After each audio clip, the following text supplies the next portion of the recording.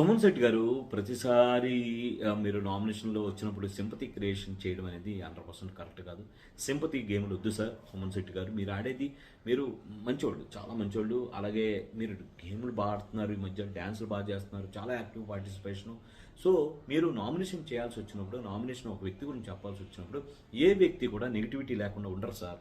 నమ్మడానికి కూడా ఏమైనా ఉండాలి. అందులోను తనూజని నామినేట్ చేయాల్సొచ్చినప్పుడు మీరు అన్ని అంతా ఏడుపు, అన్ని డ్రామాలు దయచేసి ప్లీజ్ మీ గురించి మీరు మంచోళ్ళని మాకు తెలుసు.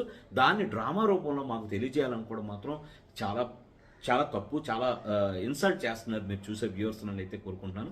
ఎందుకంటే మీ రియాలిటీగా మీరు ఉండాలి తప్ప, మీ ఏడుపు ధోరణిలో, మీ సింపతి ధోరణిలో మమ్మల్ని ఇన్‌ఫ్లుయెన్స్ చేయాలనుకోవడం చాలా తప్పు. మీరు తనూజ గారిని నామినేట్ చేయాల్సొచ్చినప్పుడు ఖచ్చితమైన పాయింట్లు చెప్పి నామినేట్ చేయొచ్చు. కనీసం మచ్చుకైనా ఒక నెగటివిటీ లేదా అండి తనూజలో మీకు?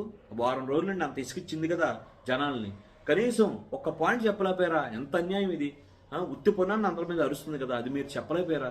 ఇదైతే మాత్రం అంటే తనూజ గారి గురించి నేను నెగిటివ్ చెప్తున్నాను కాదు. తనూజ గారు మిస్టేక్ చేయలేదా అని నేను క్వశ్చన్ అడుగుతున్నా. ఒక్క పాయింట్ కూడా దొరకలేదా సుమన్ గారికి? దానికి ఏడుస్తూ ఏందండి ఈ డ్రామాలు?